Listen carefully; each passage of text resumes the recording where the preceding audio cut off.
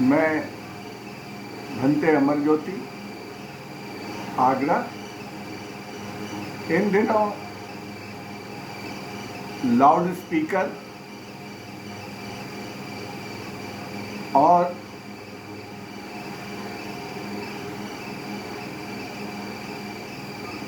Bulldozer और हनुमान जयंती, हनुमान चालीसा का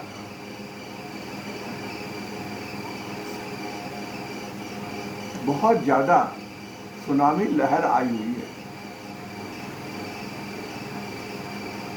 और जिन्होंने अपनी जिंदगी में 2 फूल हनुमान जी को नहीं चढ़ाए होंगे, वो भी अब बहुत बड़े भक्त हनुमान के हो गए हैं। पूरे देश में हनुमान चालीसा का पाठ करेंगे, लाउड स्पीकर हटाएंगे और इसके साथ बुलडोजर भी चलाएंगे। मेरा इस विषय में यह कहना है कि क्या हनुमान जी बपतिस्मा ले रहे हैं? क्या हनुमान जी मुसलमान होने जा रहे हैं? क्या हनुमान जी मस्जिद में जाकर नमाज अता करेंगे? क्या करेंगे? इतनी बड़ी धरती है, इतना बड़ा हमारा देश है, इस देश में जगह की कोई कमी पड़ गई है?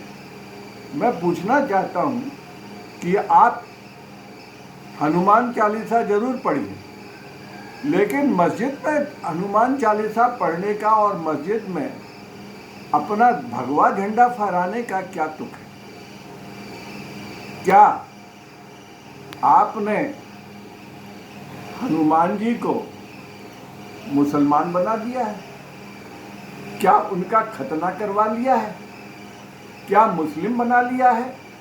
क्या आपने उनको नमाज पढ़ने के लिए, मस्जिद के लिए पासपोर्ट और वीज़ा दे दिया है? मैं इसलिए ये बात पूछना चाहता हूँ कि हनुमान चालीसा पढ़ने के लिए देश में कोई जगह की कमी है क्या? स्कूल में बहुत सारे स्कूल हैं, कॉलेज हैं, शिक्षा के स्थान हैं, उन बच्चों को हनुमान चालीसा पढ़ाइए, कितना अच्छा रहेगा। हनुमान चालीसा पढ़ करके हनुमान जी की तरह अंगूठा छाप जो हनुमान जी थे, उनको अगर आप बच्चों को पढ़ाएंगे तो वो MSc PhD बनेंगे। एक अनपढ़ देवता कितना स्टूडेंट को शिक्षा देंगे? तो आप स्कूल में हनुमान चालीसा जरूर पढ़ाइए। मेरा उन अंध भक्तों को मेरा निवेदन है, प्रार्थना है कि वहाँ जरूर आप बच्चों को पढ़ाइए तो अच्छा रहेगा। और एक बात है, फौज में जाइए, फौज में हनुमान जी, ध्यान रखिए, हनुमान जी, कोई पुलिस का थाना नहीं है भारत में जिस थाने में हनुमान जी का मंदिर नहीं है। मेरा कहना है पुलिस वाले हनुमान भक्त होते हैं। मेरा कहना है कि पुलिस वालों के कुल गुरु हनुमान जी होते हैं। तो क्यों नहीं थाने में लाउड स्पीकर लगा करके हनुमान चालीसा पढ़ी जाए? कितना अच्छा रहेगा, हम भी आपका साथ देंगे। मैं फिर एक बात बोलना चाहता हूँ कि सेना में जो लोग बहादुर हैं, हनुमान जी बहादुर थे, पहाड़ उठा के ले जाते थे, सूरज को मुंह में ले लेते थे। तो ऐसे महामानव हनुमान जी का पाठ चालीसा पढ़नी ही है तो सेना की टुकड़ी में जाइए, कश्मीर जाइए, हिमालय पहाड़ पर जाइए, जहाँ सेना बैठ करके दुश्मनों की रक्षा के लिए वहाँ बंदूक लेकर के बैठी हुई है। उनको हनुमान चालीसा क्यों नहीं पढ़ाते हैं?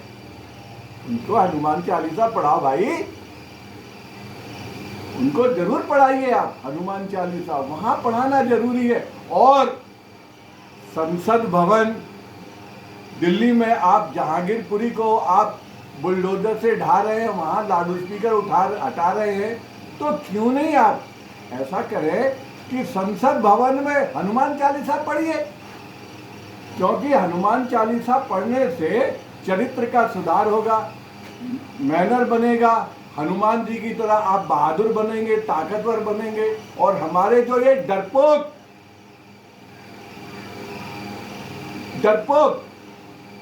हमारे ये सांसद हैं जो महंगाई का सामना नहीं कर रहे हैं, आज बेरोजगारी का सामना नहीं कर रहे हैं, उनको अगर हनुमान चालीसा सुनाएंगे तो कितना अच्छा रहेगा। संसद भवन में सिखाइए, विधानसभा में दिखाइए। और लाउड स्पीकर के बारे में बताऊं, स्पीकर क्या मस्जिद के स्पीकर को ही वहां से हटाना चाहिए, लाउड स्पीकर को?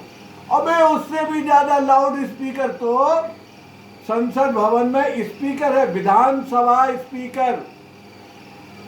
संसद भवन में स्पीकर लगे हुए हैं जो बैठ करके सांसदों की बात भी नहीं सुनते और ऊँगते रहते हैं। वो भी तो स्पीकर हैं।